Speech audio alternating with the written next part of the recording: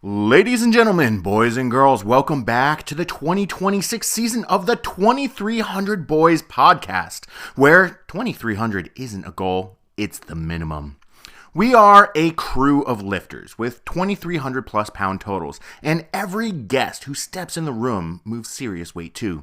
This isn't theory, this isn't keyboard coaching, this is real strength, built under the bar. Our goal? To bring you in as a fly on the wall while some of the strongest people on the planet talk about anything and everything. Training, mindset, competition, life, business, failures, wins, and the stories you won't hear anywhere else. No filters, no fluff, just big totals and big conversations. This is the 2300 Boys podcast. Episode 1 of the 2026 season, we have the man, the myth, the legend, Shane Haller, the top Pokemon player in the Northwest region. He also happens to deadlift nearly 1,000 pounds. We also have Justin, the king in the north, Zottel, who is prepping for the Clash of Titans coming up on February 14th. We also have Fernando ARIAS, the pinnacle of conventional deadlifting, who is also preparing for ABS powerlifting meets and is going head-to-head with Dave Richardson on repping out over 900 pounds.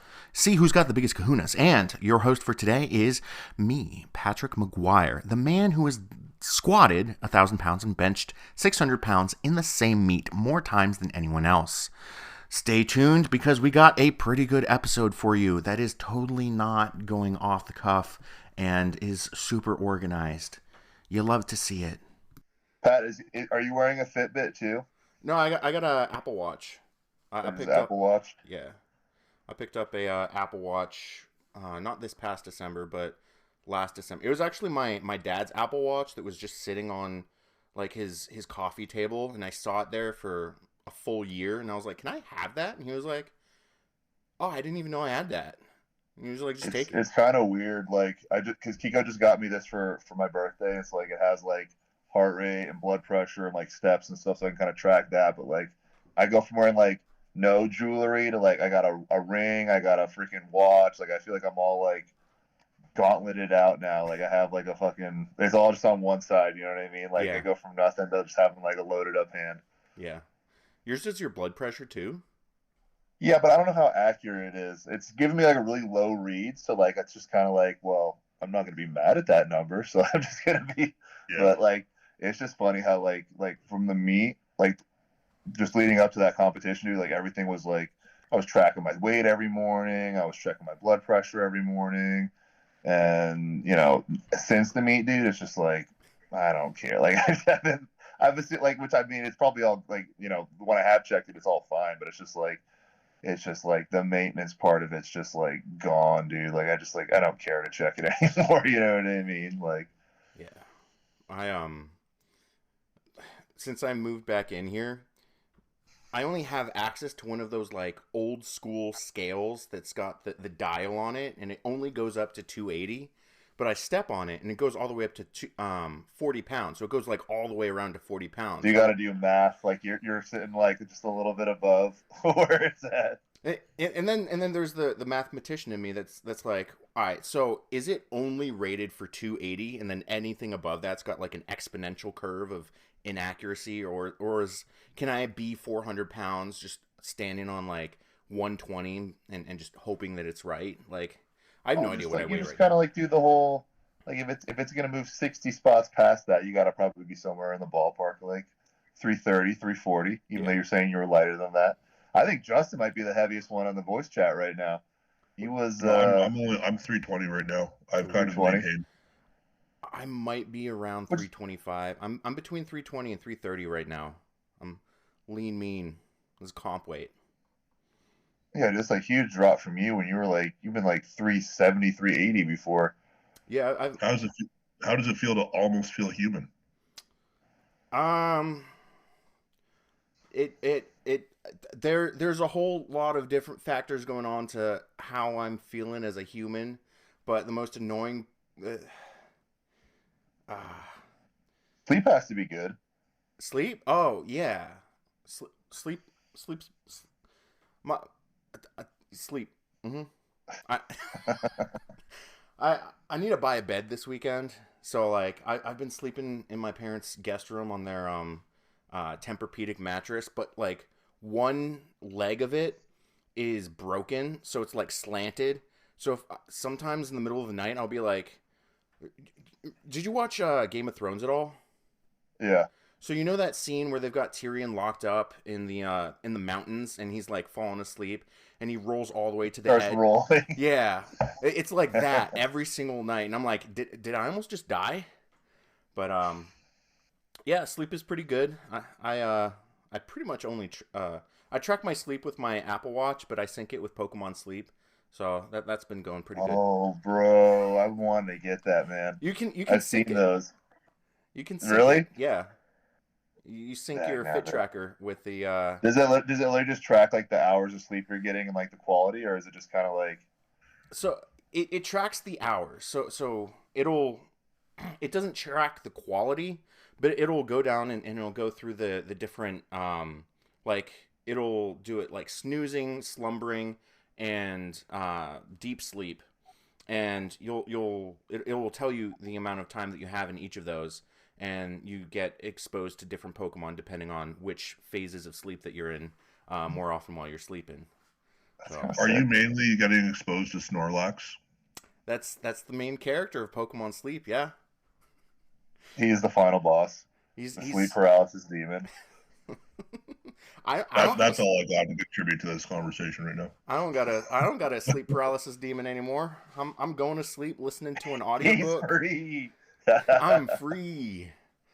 That's so funny. I put on an audiobook to give me a bedtime story. I've been deprived of bedtime stories for the past 8 years, and I'm going to sleep listening to The Hobbit and shit. Just snoozing. Yeah. Justin, so how many weeks out are we officially, boys? What's the day count here? In 10 days, I will be headbutting a barbell. 10 days, dude. Literally 3 days ago, you weren't even sure if you were going to be able to go because of some paperwork getting mixed up. Oh my god, man! You want to explain that a little bit? Yeah. So for those of you who don't know, this prep has been great. I would say the hardest of your life, dude. Probably the hardest I've ever thought of a person having a prep that I've known. Yeah. Yeah, I mean, it started off shit. Well, no, it started off optimistic because for those of you who don't know, last year Clash of Titans put me in the hospital. We were unable to move afterwards. There was days where I couldn't even lift my leg up to put my own underwear on. And we got that sorted. So coming into a Reach Rumble this year, this year, the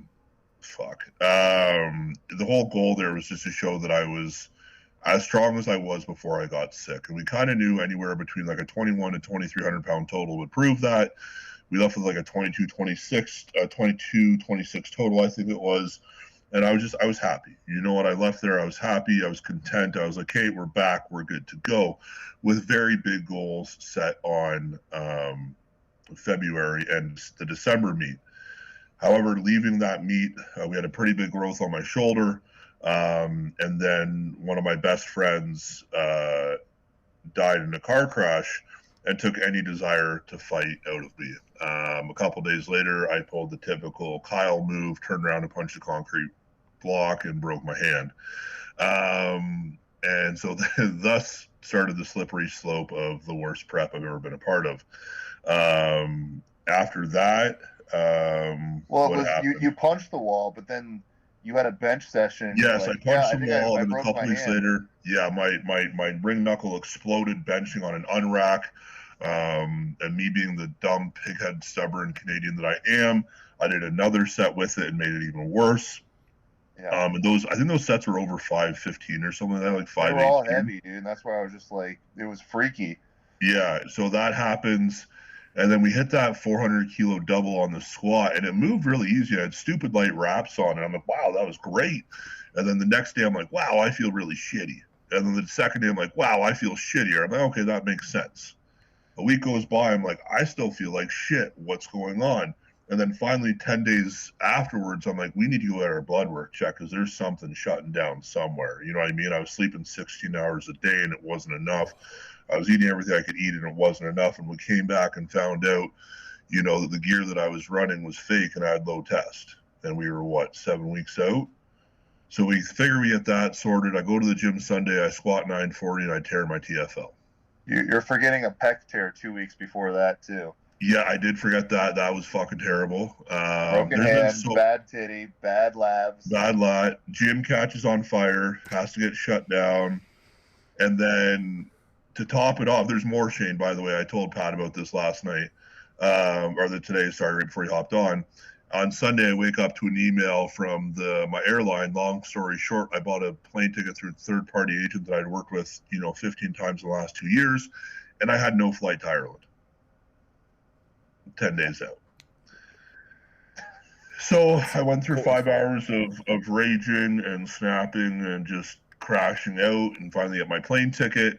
And then last night I got home from work, and my dog had gotten into something, and it looked really bad. It didn't look good. Basically everything online said he was going to die. So that was my last night. So I'm kind of done with this prep. I don't want to do this. This sucks. But we're gonna be stubborn. Then we're gonna go to Ireland. Then we're gonna do our damn best. And knowing my luck, I'm gonna die. I don't know. I don't know the fuck. The plane's gonna crash at this point. I don't fucking know. Don't speak that into existence. Okay. Well, to top it off, this prep, the venue changed because the venue got canceled. In the last 2 weeks, 2 of my competitors tore their quads, and on top of that, one of our competitors' best friends died in his arms. So this meet is cursed at this point. Which 2 guys tore their quads? I'll go to the group chat, and they both sent fucking videos. Like, I don't want to see I don't want to see injury videos, and I knew it because nobody had sent videos. So I'm like watching it on my phone like this, like just waiting like through my fingers. You know what I mean? It's like when a chick says, "Don't look, I'm changing my shirt," and you pull one of these, like John Cena, "I can't see you" kind of deals. Looks like it's like I'm like, why are we doing this? So one was Tobias Cunningham. And the other one was Giorgio Bennis. So they're both out. So big squatters? Yeah, I mean they're strong dudes. Like, you know what I mean? Like, they were kind of doing their thing, and the one guy, he hit the hole. So I was like doing this, right? He hit the hole, the weight jumped forward, and he launched like 8 feet to the back. And then the other one, I feel really bad. I think it might have been, I don't know who it was, but whoever's holding the camera fucking screamed when they watched the tear. So it was clearly somebody close, and they had a front row fucking view to it. So that was another one I didn't fully watch. I just kind of saw him go down and then drop. It was like, oh my goodness. So I think we're down to 7 Titans now at this point. The Clash of Duct Tape is what I'm going to change the name of this fucking meet to at this point. I think we're all hurt except for John going into it right now. So I don't understand John. He's just so he competes so often because it only makes sense for him to compete, and he's able to pull out any total anytime he wants and just bring money home. But like, how is he so well put together? I don't get it. He really is, and I think that's a really good spot to pause this right now because we did lose Shane and we have to get it back in. Yeah. I'm going to restart how do we do this? Well, is there no way to... Yeah, I got home from work after a 12-hour day, and fucking Bruce is just walking around like he's fucking drunk. And like he couldn't fucking stand normal and shit. Alen cleaned the fridge out, and she thinks he might have got into the garbage or something afterwards. He's okay now, like we're good now, but like last night I'm like, I fucking hate my life. I'm like, everything fucking can go wrong. It's going wrong. All my friends are going through fucking hell. Like my other buddy's wife just left them too, and I'm just like, I'm fucking done with this shit. I'm like I don't know what we fucking did, but we're sorry. Like, we're real sorry, and we really mean it. Abs is cursed, dude. You also hear 2 guys tore their fucking quads in the last 2 weeks. They're out. Who? Tobias and Giorgio. Tobias Cunningham and Giorgio Bennis. Is that one of the well, I don't know. I know the Tobias is, but I don't know the Giorgio guy. He's a super good dude. I feel real bad for him. He went down, tore his quad, the weight flew forward, he fucking ejected backwards. Bro. Yeah, and I'm not gonna lie, man. Like when you sent that one video or the picture of the bruising, like that's all I was thinking. I was just like, dude, like he's gonna keep, like if he keeps doing, like it's got to be hanging on by like a thread. And then whatever you've done, or what, I mean, you obviously squatted that last squat that was like 800 really easy and stuff. So like, and that was like my whole thing to you. Like when you were talking about just going into that session, I was like, if you're gonna get hurt, you might as well just wait to get hurt at the meet versus getting hurt in the gym. You know what I mean? Like, yeah. Are we recording again right now, Pat? Yeah. Yeah. Okay. So I mean, yeah, I mean that's a good spot to talk about. I mean, you know, luckily for myself, I'm surrounded with incredible health practitioners that are genuinely top of their field. And, you know, between Matt and ARIAS, I've been so blessed this whole time. And I kind of, you know, broke down because I squatted that 770, whatever it was. Mm-hmm. And my leg got super swollen after that one. And it hurt the whole session. And I did the 1.5 hour drive. That's the only reason I hadn't seen ARIAS up to that point, is because it's an 1.5 hour each way for me. And I go and I see him, and I knew he was going to be the only guy in the world to look me dead in the eyes and be like, you're an idiot for continuing. Or there's a chance that you can be ready if you listen to me. And I knew either way I would trust him wholeheartedly. And when he laid me down on the table to work on me, I failed every test for a TFL. Like it was clearly torn.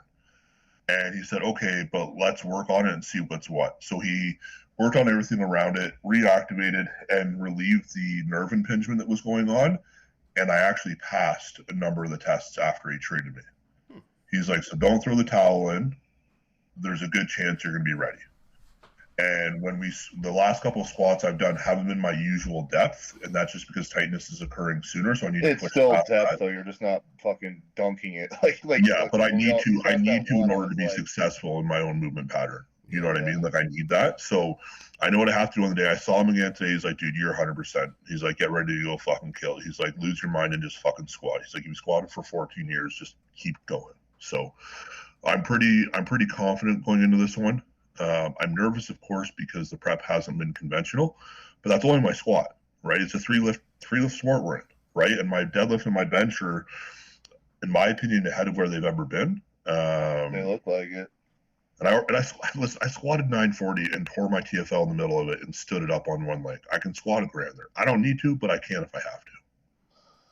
Yeah, I think honestly, like even just like, because this meet, it's kind of like the one that we did in December too, but like it's not the typical meet where like, at least ones that I've done, where it's just like you just try and put up the biggest number possible, and if that's good enough to win, like that's good enough to win. Like it's a lot more like chess a little bit, where it's just like it's doing enough in every spot to just be in a position to just win at the end of the day. And if that's wins not a PR in any lift, but you win the whole meet, like that's kind of like the point, you know what I mean? It's like it's a little bit more gamesmanship, you know. Pretty much a 3 for 9 is a win. Anything better than that is phenomenal with how this prep is gone. You just go and have fun. You're going to be in Ireland. Well, and that's just it, right? Like I'm going to Ireland with my wife on Valentine's Day. We got great accommodation. We're surrounded by people that we know are like-minded and that we're super comfortable with and that we consider very close friends. So I'm very, very excited for that. But like, of course, there's that fear of failure. Like this meet last year started a very bad life downward spiral in terms of like the health and the training and the competing and, you know, the confidence in myself really kind of took a back seat. But what it also got me to do was really take stock of those kind of around me who are real, those around me who can actually really contribute, and those around me who are just kind of emotional leeches, you know? Yeah. And it was very freeing for me, genuinely. Like I feel emotionally lighter. I feel just like, I think the right word is lighter. I just feel like I'm coming in just kind of, I know what I know what I don't know, but I also look at people like the Craig Fosters, like the Dan Bells, like the Shane Hallers, who've been trying to beat it in my fucking head that you need to stop going so heavy in prep. And I didn't really have a choice in this one. I just kind of had to do it. And if we come in and we do what we wanted to do, then I just have to apologize to them for not listening to those guys for the last, 3 to 5 years. And We have a new way that I'm prepping because I feel fresh as fuck right now. That's I have no fatigue, like at all. Like it's a really weird place to be for me. What's the saying? You've got two equal lifters. The one who's better recovered, and one that does more for recovery is the one that's going to win at the end of the day. So this prep has just been so chaotic. Going in there fresh, having a positive attitude because your body can't tell the difference between mental, emotional, and physical stress. Don't fucking use my lines on me. I will slap the shit out of you. Plagiarist. Hey. I was on a 2-hour call with you, I think less than a month ago, and I'm pretty sure those were my exact words. And I say those to my clients all the time. We are like, do not use my shit against me. I'm the exception to the rule. Come on. I think I was like, yeah, I remember that day. Yeah. That was 2 hours. That was a front porch telephone call, my friend. Damn. I think I was straddling a treadmill, determining whether or not I was going to train that day. Oh man, no, I'm looking forward to this, and like before Shane got off there, I think everybody but John is coming in injured, which kind of opens it up a little bit. If you haven't, for everybody, just based on the fact that like he's obviously going to be in sleeves, but then like. I don't know. I just feel like it's going to be the person that can kind of gauge the room and just literally do enough in each lift. And it's like you don't even have to win by a ton. You know what I mean? If you can just win by enough or get enough of a lead going into something and have doesn't matter if it's an inch or a mile. Winning's winning. Yeah, dude, getting that belt, boy. Yeah, buddy. Who else is all going to be in it now? Is the roster less than 10 people or is it? Yeah, it's 7 people. Okay. So I think right now the genuine favorites are John, Nick, Carl if he has a day. Lucas is always close. I mean, he beat me there last year. That's the big guy from the Polish dude who's going to bench over 6, no problem. Yeah. And then there's this other guy, this Talha guy that you guys have been sending me a bunch. Oh, the guy that trains on the trap bar deadlift? Yeah, very, very unconventional deadlift, or very, very unconventional peak cycle, but incredibly, incredibly strong. He's got everything. So, like, if his last meet, like, his best squat was, like, 838 and his best bench was 529, he's done a 573 bench, and then he tripled what his squat max was last time. And he pulled, like, 860 last meet. So, like, whether he's been doing dead trap bar or not, like, he can pull a lot, too. So, I think it just depends. Yeah, that's just it. I think that's super cool, man. Like, I think... Yeah. Like, at the end of the day, one of the things I always tell people, like, whether the best in the world are at the meet or not, like, in terms of, like, just, like, the overall best, right? If you look at raw with reps, a 2,200-pound total puts you in the top 183 people to have ever powerlifted in reps. So, historically... Like, if you're to look at any other sport and put the top 183 all time in a room, you're talking Hall of Fame people. So the fact that you can go on a roster and everybody is within that, I think is pretty cool. And I think has the opportunity for realistically anybody to win.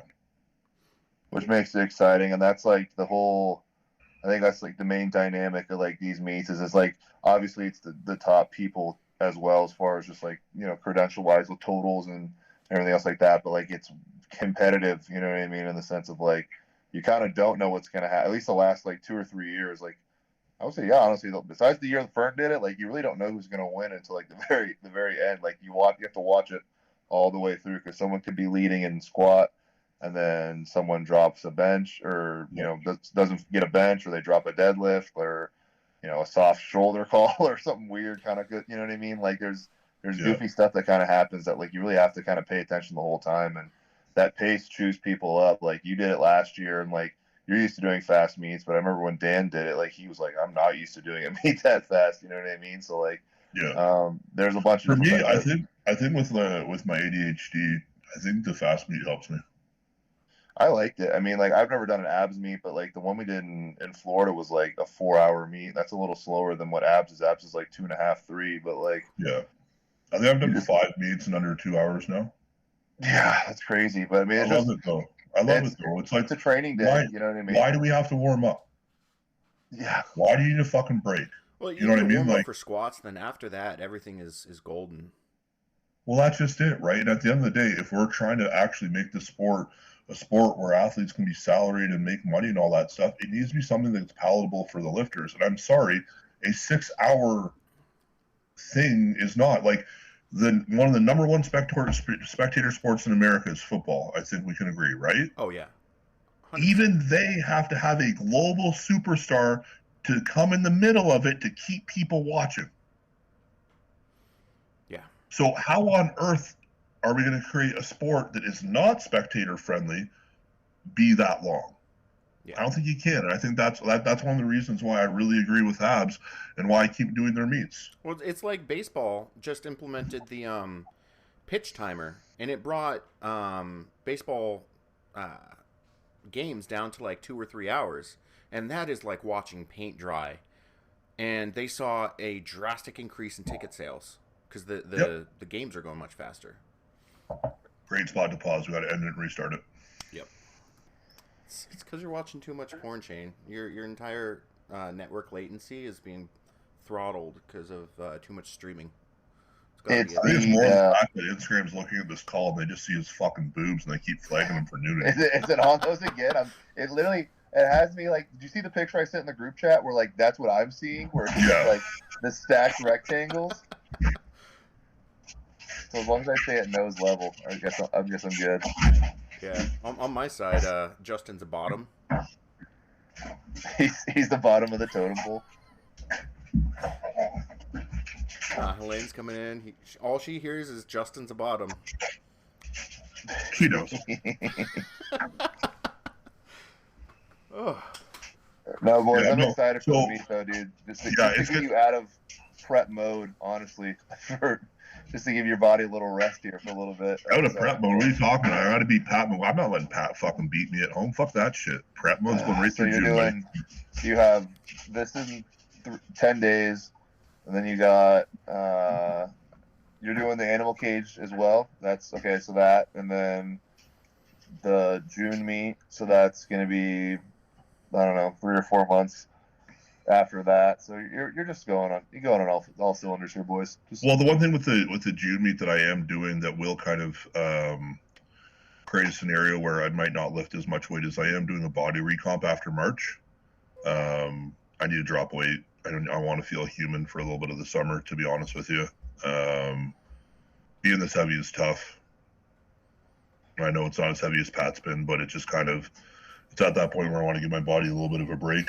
It's all proportional. I mean, like, I think, like if you're kind of like a me framed kind of guy. So like we kind of hang around 300. So even just having that extra 20 pounds on you, like it's a lot, you know what I mean? I want to drop down to like the 286 mark. Kind of, for some reason, I'm kind of fixated on that number in my head.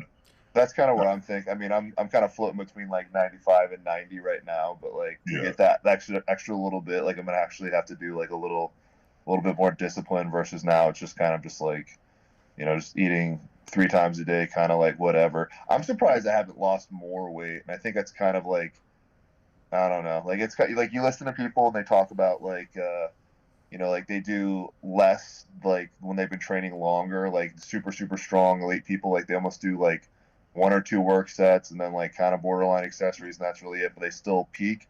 Like you have that foundation laid and stuff. And like now, like before where I used to have to eat a ton to keep weight on, like, I don't know, I feel like I'm like, what I'm eating now, like I would be like, oh, I'm going to lose a ton of weight. And like, it's just, my body's kind of just like stops. Like, I feel like I'm like, I don't know, like I'm getting more, I wouldn't say more out of less, but like I'm like even training twice a week, like my deadlift still feels really good. You know what I mean? Like it's like your foundation is already kind of set, so like you don't have to put as much into it to maintain or progress it, I guess, which is kind of weird.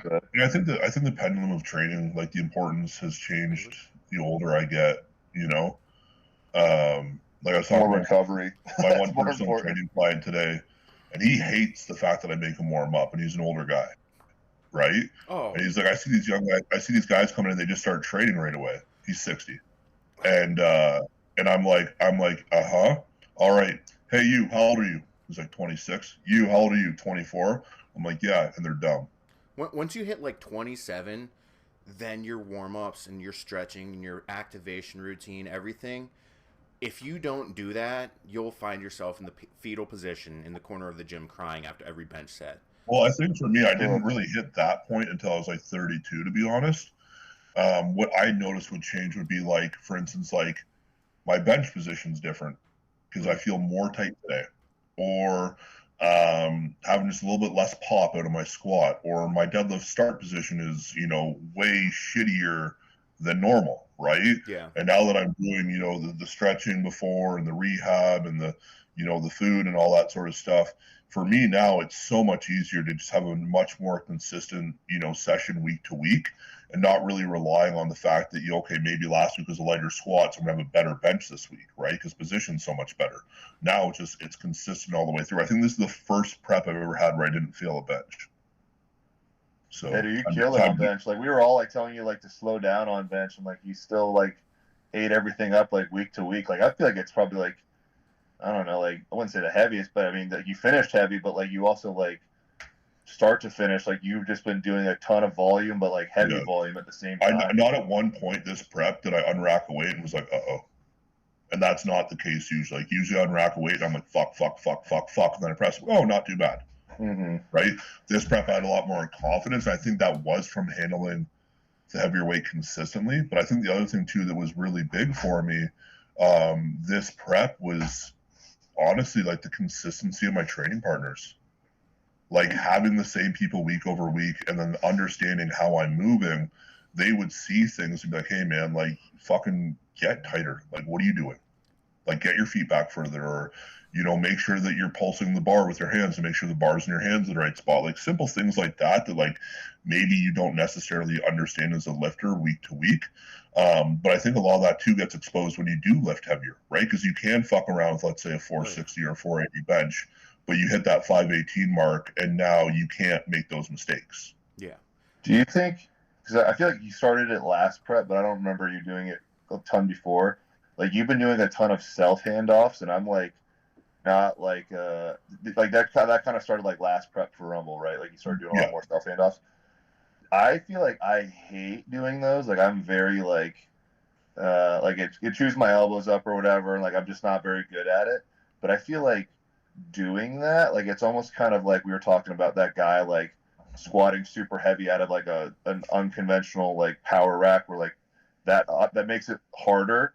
But if you can get good at just doing, I want to say like unspecific things, but like you're doing it in a not ideal way, but like because you can bully it through that like it almost like I don't know, it's kind of like training in itself. Like you're not training like super ideally, but like it makes your bench better. For me, it was like the my neuroticism that caused me to like require myself to start doing my own self handoffs, because I didn't have a consistent handoff person. Because at abs they give you your handoff person, you're not given one, and to walk out when I'm fucking frothing at the mouth and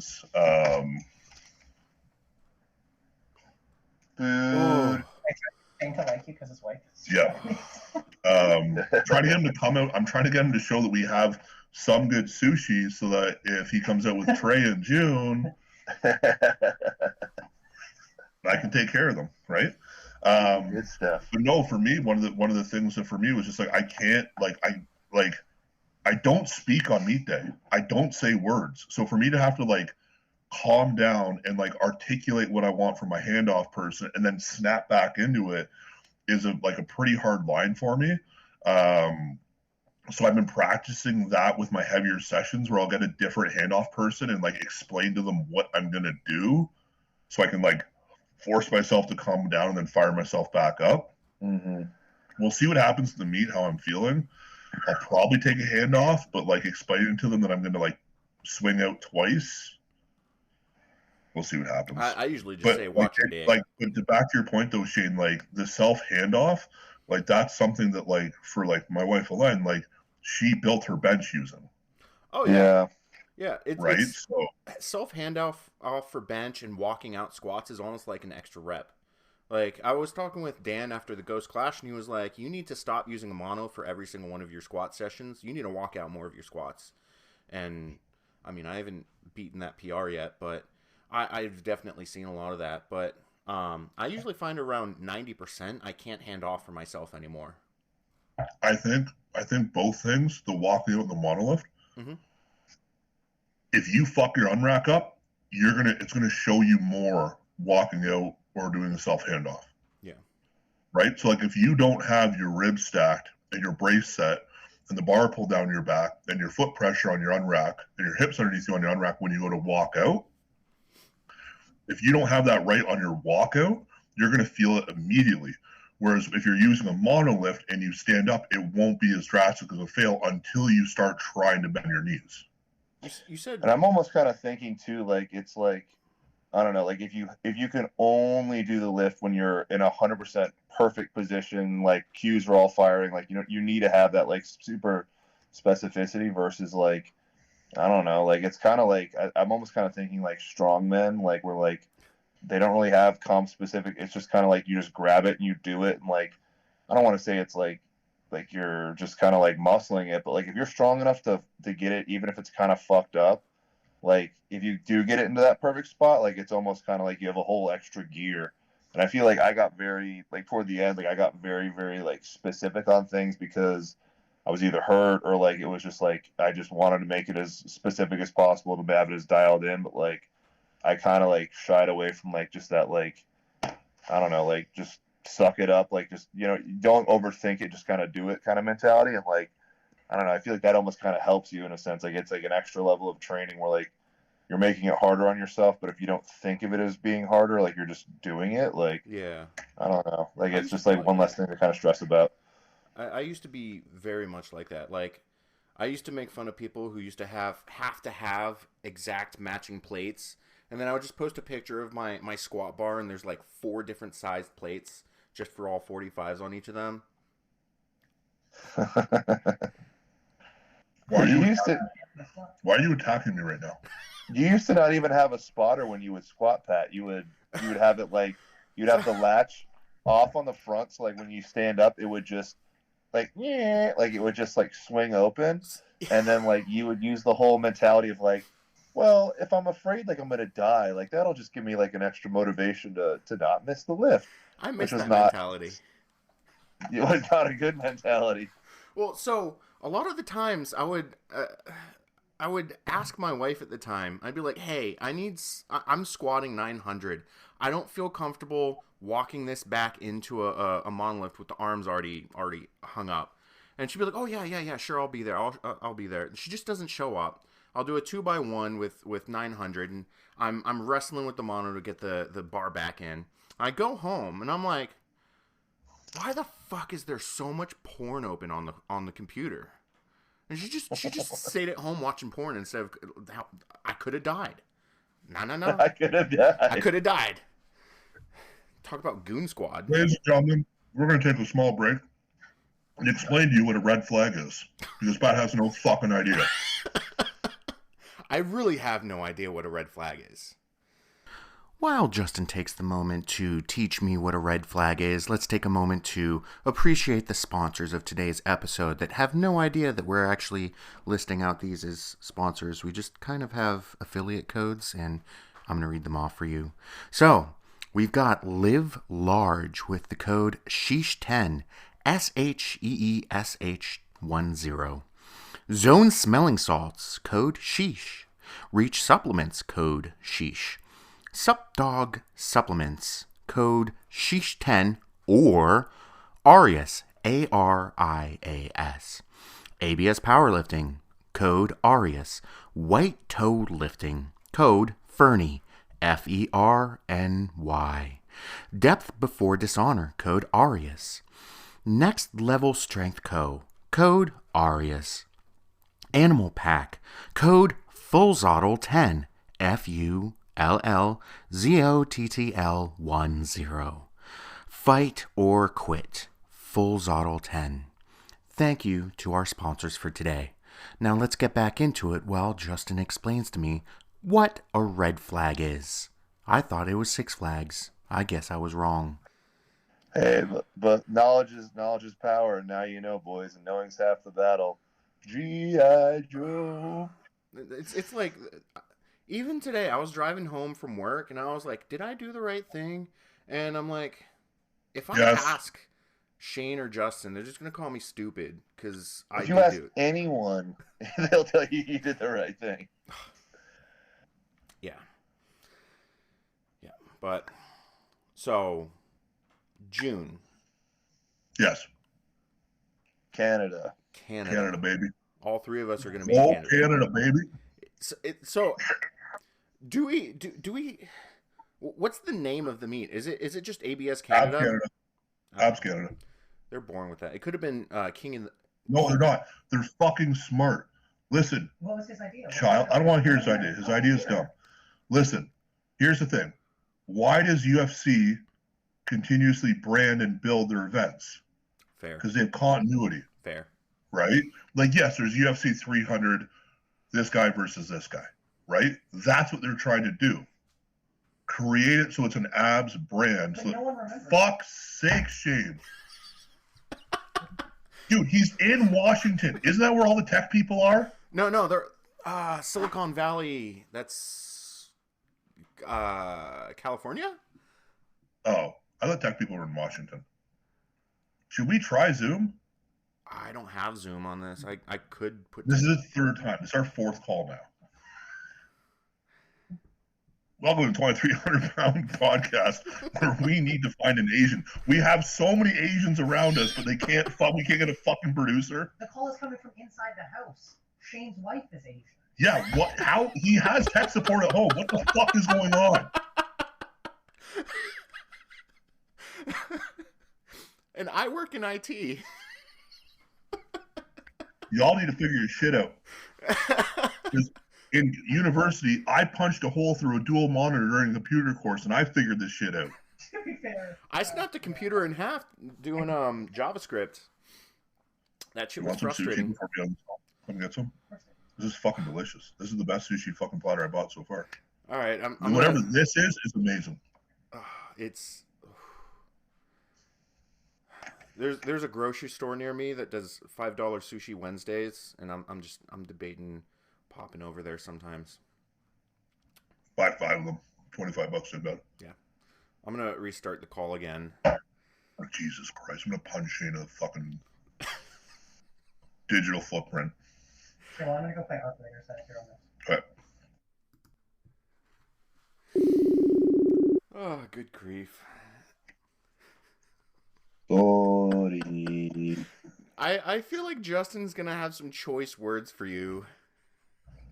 So I don't even have. I mean, it just keeps booting me out. I don't have an excuse or whatever it might be, boys. That's kind of like the theme of the podcast, I guess. Is just it's broken up in chapters when Shane gets booted out of the podcast.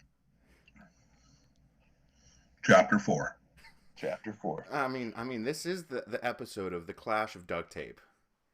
The Clash of Duct Tape. Yeah.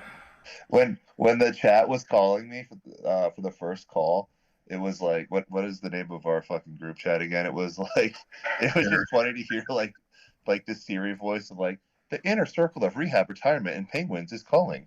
Like the whole, just reading up all the different titles. Wait, it's got penguins in there too? That's the last one. I thought you put that in there. Yeah, I thought you put that in there. Yeah, you had to have put that in there. You had to have. Who did? Yeah. I didn't. Fucking Penguin didn't join our fucking group chat. Oh. Ever since that But Why Penguin has popped up, the internet has just been absolutely glorious. I am flooded with so many penguins. It is amazing. I'm like, if I share every single penguin thing that makes me happy, then people will think. I feel like you're not utilizing the generative AI, like where it can just like make images with your penguins in like your posts enough. Like you just talked to me about how you used AI to like crush a bunch of work today. Like you should definitely be able to make like just like a penguin AI image or like some kind of deal for your videos. The PPL, Penguin Powerlifting League. There we go, boys. The PPL? Oh, the Bears would go wild for the PPL. It's all about the demos. There's actually someone at my gym I thought they were in their mid to late 20s, but I'm the second oldest person at my gym for some reason. I went from being the youngest to the oldest. But their Instagram handle is Ollie Peepee. They're a 21-year-old Asian girl. One more time. What? Ollie Peepee. Like the letter P and P, or like PP, like some kind of like OLIPP. Nice. Yeah. They know what they did, right? I don't know. Because, I mean, sometimes, like, you know when you get a new follower and you're like, who's this person? You go through their highlighted stories. Like, some of their highlighted stories is talking about pee-pee power. It's a 21-year-old Asian girl. PP Power. She's marketing, boys. She's just branding the content. But also, she's one of two people at the gym who will actually talk to me. I don't know how to make friends. I wore those. I got you a very mediocre squat in those. So the what brand is that? New Level? Next Level. Next Level. How do they compare to the Just go all 10 and check out. They're the greatest knee sleeves ever produced. I actually heard some people say that earlier. Say what? It's been said. It's been spoken. They're the best knee sleeves ever. Oh. I still wear my A7 Rigor Mortis 6XL. They're kind of like that. I felt like they're definitely like, when I put them on, like he was telling me about them, and I was like, oh, like these will be whatever. Oh shit! And You will merely raised in the darkness. We got Fernando. The darkness. Yeah, dude. So like, I put those sleeves on, and I was like, I remember like everyone was like, they're like wearing them like halfway down. I was like, that's lame. I'm never gonna do that. And dude, like my feet were literally falling asleep when we were warming up, and I was like, my last meet ever, I was like, this is lame. And I had to do it like the very last meet. I was like half rolling my sleeves down. I was like, oh damn. So they're like, they are legit. They weren't super tight, but like they vacuum like seal to your freaking legs. They were definitely as much sleeve as you can put on to still call it a sleeve without The being... bone ones are more fucked, to be honest. Really? Yeah, these like the hourglass shaped ones. He passed me the cone ones. My wife's gonna bring me over the new ones. And like, dude, I use these all prep, right? I was like, wow, these are a tight knee sleeve. The other way, yeah. And then when I went and did when Andy gave them to me for my last SBD day, and we put them on, I was like, what the, like, ow, what the fuck are these? And Ken Cooper, like, nearly couldn't get them off. I love that. Oh, bro, you don't want to cut them off. I mean, it's probably easier with how small your calves are. I mean, I sometimes struggle to get my knee sleeves off because my calves are so big. Patrick, I have 2 gay dogs. And when you come to Canada and sleep on the futon, I'm not putting them in their beds. I'm going to make them sleep with you. Hey.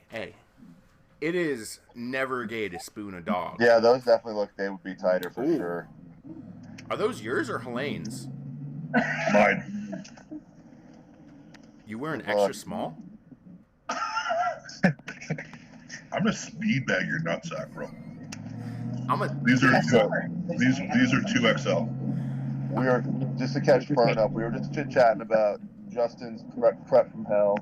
We were talking about the lineup for abs and how it's kind of like other people have gotten cursed, and it's just gonna, they got hurt this prep, so it's gonna kind of be a very dogfighty type meet as far as kind of like who's gonna finish out on top at the end and everything. But I feel like the other kind of crazy recent powerlifting deal that I saw or whatever was Sheffield this last weekend, and it wasn't even like the fact of like who won or like, whatever else, because like there wasn't anyone like super. I don't know who won. I don't. There was it was the little guy. What's his name? No, that was last year. No. That little guy got third, but this. What is his name? Fern knows it. Austin Perk. Yeah, dude. He's almost that. Yeah, he's almost close to like a 2,000-pound total, like 165, which is pretty crazy. 165, yeah. He's strong. But I But feel like the crazy I wish thing they from said it. that whole weekend, dude, what is it with these singlets with leggings? Did you guys see I don't those? like it. It's supposed to be Yeah, for not a- religious exemption, but people are just taking advantage of it now. Oh yeah. Bro, because Perkins wore them, and then there was that Almost everybody wore that them. random the guy. What's that guy's name? Like it's like Keenan Lee. Yeah. Like he was wearing them. You're telling me they're both they're both not Muslim, dude. So like it's not like a religious thing for sure. My You know what I legs mean? are my biggest asset. I ain't hiding them. I'd wear less if I could. I would have a tidy whitey singlet if I could. So I feel like about tiny singlets. Yeah, that better be in the garbage, okay? I don't know where my singlet that I wore at the Power Surge is, but I do know where my 2XL singlet is. You will be the only person at Abs to get gear checked. And I will decline you if you sell that fucking singlet. I love you, bro. But my daughter is going to be in the audience.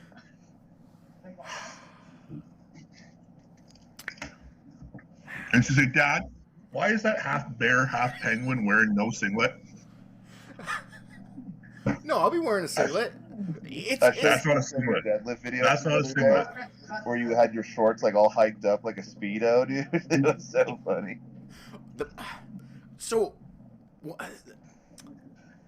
I just hate when you're doing a deadlift or you're doing a squat and your knees catch on your shorts and they tug. That's not That's meat literally conditions. never happened to me. That's because you got small legs. But like, if like, I also have short shorts. I've got the was it, not thigh huggers, something like that. But like, the nice shorts with so small it doesn't even have pockets. I wear those to deadlift sometimes, but every time I leave my house, my dad does the whole, you don't think you're leaving the house wearing that, do you? I'm like, of course I am. I gotta go deadlift. Teenage daughter? Yeah. Not his almost 30-year-old son. Oh my god. That's funny. It's not like I'm showing off my tits. I'm just wearing short shorts to make it either easier to put on and on knee sleeves, or so I'm not snagging on my shorts when I'm deadlifting. No, you're wearing you're short shorts to to get likes on Instagram, you whore. Yeah, you're appealing to the demo for sure. No, and also, every time from now on that you say I have something that's small, I'm just going to hold this up to the fucking camera. What is that? That's you and Joe face down on the platform at the pro.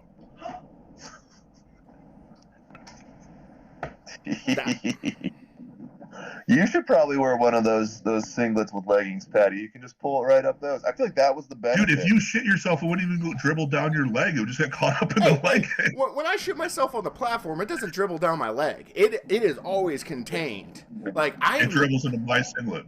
Yeah. I mean, I blessed it. I got all the bad juju out of it. I took all the bad juju. No, you put bad poo-poo in it. I put all bad poo-poo in it, but I took all the bad juju out. Okay, anyways, no more poo-poo talk. We were talking about Abs Canada, June 6th, Niagara Falls, probably Canada. Obviously a little bit of a concern right now with what venue we're using, but I do have a backup in case our gym isn't back up and operational, so we're good to go. Looking like sorry to say it, but a more stacked meet right now than Clash of Titans is. Yeah. We'll see what it looks like. We'll see what it looks like 8 weeks out. We've got Not to shed. All right, Shane, listen, it's my first meet that I'm running. Could you stop with this bullshit? It could All right? be even better. It could be even better. Who knows? Who knows? Clash is cursed right now. Do I hear someone coming out of retirement to deadlift a grand? Not I, said the fly. I'll be there to support my friends and be the drunk handler that Justin was in Florida. I wasn't drunk. I sweat that beer out before it even hit the system, brother. I had 17 beers and I didn't even catch a buzz. I was pissed. This is bullshit. When you drink Canadian beer, you'll understand why I got mad. That guy brought me a whole case. He brought me a 24-pack of Coors. There was 3 left by the time the beat was done. I needed to hydrate, man. You did a I didn't know if the tap water phenomenal was job. drinkable there. You kept me and Fern in one piece. You did a phenomenal job. I think the hardest part for me, honestly, and it always is handling, is like I put so much like mentally into it because like you're my boys. You know what I mean? Like especially like with Craig and like and Shane, you know, it being their last dance. I was an emotional fucking wreck all day. Like you guys are getting ready to deadlift. I'm trying to like fire you up while trying not to fucking cry like a bitch. Oh, I cried all the time. And it was like after bench. I think it was after bench. I was like just so freaking dead. But like I didn't want you guys to know, so like I ran and like hid outside in the parking lot away from you guys, like trying to like sleep and like relax under a fucking tree. I'm like that wasn't working, so I went to the restaurant and like cranked 2 Red Bulls like right in front of the bartender, who's like, "What's wrong with you?" And then I leave. You know what I mean? And then I come back in, and you boys are like raging, well not raging out, but like fired up to like warm up your deadlifts. And like as soon as you watch Fern start warming up his deadlift, and he's like, "Here's the average person's lifetime goal," that's better known as my first warm up, and he like freaking deadlifts it, and you did the same thing. The bar's still going up, and you both just like walk the fuck away. I'm like, that's the closest thing in powerlifting, like walking away from explosion you can get. You know, well, Pat was was in first after bench, and so I was like, I thought Fern was done, so I was like, well, maybe there's a chance I can kind of swing it back. Yeah. And then Fern finished with a bag of ice on his chest. He goes, "It's not over. It's not over." He just kept saying it, and I was like, he couldn't even hold his kid. And I was like, "What do you mean?" And then he just kept deadlifting. He just kept going up and up and up and up. Yeah, well, that was one of the coolest. Like as a fan, as a friend, as a spectator, as a handler, as a competitor, that last kind of deadlift sequence was really everything that powerlifting is about. You know, like at the end of the day, you had 2 guys who are close friends. Like, let's be real, we could all use the 10 fucking grand. So your competitors locked in battle trying to provide for your family, which is one of the most like instinctual things a man can do. Right? Fern's got his daughter in the front row. You know what I mean? Shane's on his retirement tour with his best friends. You know what I mean? And it's like you go in there and both of the boys are behind the 8 ball like, fuck, we're 1 shot away from losing this motherfucker. It did come down to the last deadlift too. I did the math. And then Pat goes up, makes his miss, makes whatever happened to Pat, right? And then all of a sudden I'm looking at my 2 boys like, sorry, why isn't the heaviest deadlift 970 of the day? What the fuck's going on? You know what I mean? I think it was the coolest deadlift, like just like the like as far as like back and forth, like I can't think of a cooler one than that. Like we went up like basically 1,000, like 950 a piece. You know what I mean? Like 950 plus. I think it was fucking. It was sick. Yeah, is that the heaviest 2 raw deadlifts in the meet at the same time? Like, I know you didn't get it, but like I wouldn't say maybe at the same time, but just like to like you said, like going back and forth for the money though. I think that was the really cool part. Is like it was heavy as fuck, but like but that's what's always put you guys, well, everybody in you know the group chat, you know, Craig included, apart from the rest of you know people, because like for instance with like Fernando, right? Fernando's you know the greatest conventional puller all time raw. Right? And when I look at that and I say that, I say, okay, that's really cool and all. But the cooler aspect for me for Fern is like, he's a 3 lift specialist guy. He's not some 242 pulling a grand squat 7. Mm-hmm. All of his lifts are in the upper echelon of what you consider world class. Same with you, Shane, right? Pat's the same way. Craig's the same way. I'm getting there. Right, and at the end of the day, that's fucking cool as shit. You don't give yourself enough credit. That's why it's way more exciting for me to watch that. Than I'm not trying to be disrespectful. I'm really not, because I am a total guy. I am a guy. You know, lift the more weight. I don't give a fuck about dots. I never will. I don't care. Okay. But that's why for me, like, it was way cooler watching you guys go back and forth, even though Pat was ahead. Like, I wasn't really watching Pat as an exciting thing. I was watching you guys. Because you guys are so incredibly well-rounded. It's a piss-off, really. Right? But that's what you need to be to win those meets. Like, both of you boys got your asses handed to you on bench. I'm sorry. It's happened. I watched it. I was there. There was a car crash, dude. Well, that whole bench session was a car crash. Yeah, he has a hole in his back. Yeah, I tore my pec. There was more red lights in the red light district on that 3rd flight. I was worried about blowing my pec out, and I literally watched Fern do it right before I go, and I'm like, I'm done. I don't want to bench anymore. This is going to be an eccentric and a back cramp. Yeah. It was fucking gnarly, too. I think it was the same. It was the right side, Fern? It was my right pec, yeah. Yeah, that was the one I was worried about the whole time, too, dude. So literally, I watched him. I, like, manifested his. I was like, oh, fuck. I was so stressed about it.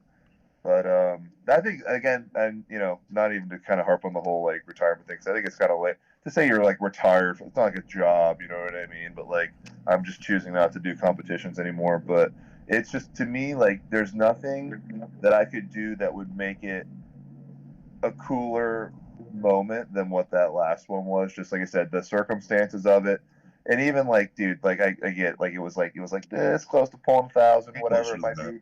But, like, it's just kind of like, I don't know, man. Like, it was just like, I was cool with it just in the sense that, like, there's just between the circumstances, what I said I was going to do before the meet, last one, just like putting your flag on the ground, like, this is going to be it kind of a deal. I'm like, it was just like to me, like, I'm not going to have a better memory with my boys than that. So, like, you know, there's kind of like, could I maybe, like I said, could I do something again and, like, maybe pull it?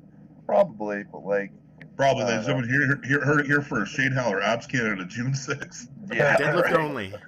Pulling a grand. Full only. But Strap up and do it as an expo lift. I'm very, and that's kind of like just being around it, like I said, like you handling and stuff, like just to be around it at this point. I think for like the longest time, it's like you wanna be at the meets and you want to, like, kind of have the validation of, like, oh, I belong to be here, or, like, whatever it might be and stuff. Like, I think, like, now, like in my head, I kind of have that where I'm just like Pat just said, like, you don't give yourself enough credit. Like, you can never give yourself enough credit while you're doing it, because otherwise, if you get complacent, comfy, like, you're not going to keep pushing, and that's kind of like, you know, you kind of might as well bail it in at that point. So it's just kind of like, I don't know. Like, at this point, like, I'm happy to be coaching. I'm happy just to go to meets. I'm kind of happy just to, like, I've put that flag in my own kind of mind of just like, I did what I did. I feel validated in it. I feel good about it, and now I can just enjoy just being around it and just being around my boys. But my time beating the shit out of myself is finite. So you guys will all get there. This is the hard thing for me, because we're the same age.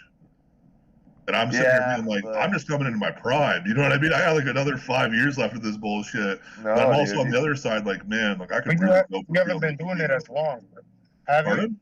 You haven't been doing it as long, Yeah, have we've you? been doing the same length. I started in 2014. Yeah, so I was 2016, but I think it's just kind of like, I'm just worse than you guys. Yeah, it's mild. What month in I mean? 2014? Like, I think. You know, I'll be honest with you. My first meet's not on open powerlifting, so I'm not 100% sure. My first meet was a push-pull. I signed up as a 123 multiply female. That is still on open powerlifting, November of 2014. I puked. I think my and shit squat in myself 2014 was maybe like a 450 squat, and maybe, yeah. Mine was 315 back in 2014. In 2014. Yeah. Mine was 6, 345, and 6. So what you're saying is you're slacking on your progress, is all I'm hearing. Yeah. But they're Canadian pounds, right? So it's like the conversion and inflation. It's like, I can't hear you over only one flag being in the moon. Really? America. And we're sending more astronauts up there next month too. They're gonna do a nice little out of this world tour. Yeah, well, what's your former president doing? Nothing. My former prime minister's dating Katy Perry. She was in space. She broke up with him. Oh. Now buying every single Katy Perry fucking release song I can get my hands on. With the news that came out this weekend, I'm pretty sure we shouldn't be talking about what past presidents are doing. Yeah. Fair enough. Yeah, we'll gloss over that one. We don't want to all get put on a list. I'm already on a bunch of lists. So Fern, you're with me. We can backpedal here a little bit now. Hopefully by the time we release this, it's official. If not, hopefully nobody that matters fucking listens to this. You're in the cage this year, right? I'm in what? You're in the animal cage this year? Yeah. Saturday, right? Yeah, March 7th, Saturday. So this is your second time doing it, right? Yeah, but the first time I was squatting, which is a little odd, but Well, that's why I made You that hit a joke to you lifetime today. PR squat. I did. I mean, I still show out, but that's not like my best lift. No, I didn't understand why they had you in there doing that. That wasn't very No, fair. I mean, it was more like a last minute thing. Yeah. Um, Wasn't I more last minute than you? remember? And I had to go up against you, which was, I don't know who. Nah, we're losing them. What are you doing in the cage this year? Me or Fern? You since Fern is deadlifting. Yeah. I'm as long as my legs in one piece, I'm gonna be squatting. Okay. I like right now, like in my head, I know I can squat a grand. I don't need to at the meet, so I'm not going to probably, unless like I'm just on a fucking tear. Like if I show up to Clash of Titans and I hit that 700-pound squat and it launches off my back, you're just gonna hear fucking laughing in the warm-up room. At which point we'll see what happens, right? But in the cage, like I'd like to get back over a grand. But if I don't feel like I can, what I might do is I might do some like stupid medley where I try to like total 2,000 in a minute, which wouldn't be too hard really. Just load my squat heavy, do a fucking stupid light deadlift and a heavier bench. Yeah.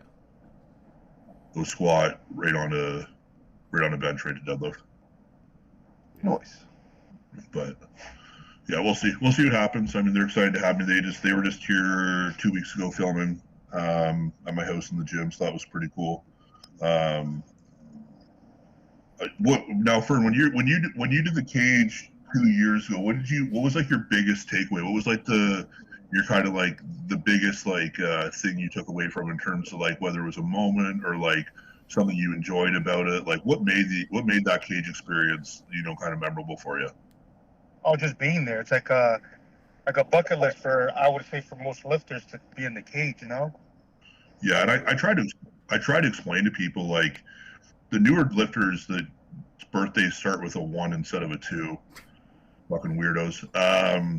They don't really understand, the lack of content and media that we faced really growing up. Like we had magazines, we had YouTube, and on YouTube, all we really had was either West Side videos that got ripped over, Powerlifting Unlimited, or Super Training TV, or the Road to the Animal Cage videos. Yeah. That's really all we had. So growing up, watching those videos, seeing how they talked, seeing what they did, that's what really raised our generation of lifters. That's what made a lot of us fall in love with the sport. So for me, every year kind of going back and getting invited is kind of like, I don't think I'll ever say no unless I'm like broken knee, because for me, like 20-year-old Justin's losing his fucking mind every time they call. Because I watch every video. I probably watch them all 5, 6, 7, 8, 9 times a piece. Yeah. So for me, that was always my cool thing. When you walk in the cage, it's like, holy fuck, like I dreamed of this. You know what I mean? Like, don't take it for granted because you never know when it's going to be gone. Yeah. I mean, just getting invited once and doing it one time is more than most people would ever do. You know what I mean? Yeah. Yeah. This is my 3rd year in a row now. Yeah. So I was supposed to do it last year, but I forgot what happened that I couldn't do it. You were expecting a child very shortly after? No, but there was something else. I think something with work. I think I couldn't get the time off or something. Oh, yeah.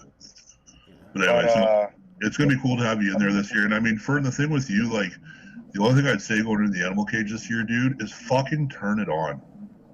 Like, you gotta show something, like, show some emotion. Like, have a fucking coffee before or something, dude. But it's not like I do it on purpose. I know, but here's Fernando. Tell me whether he's getting ready for a world record deadlift or a piano recital.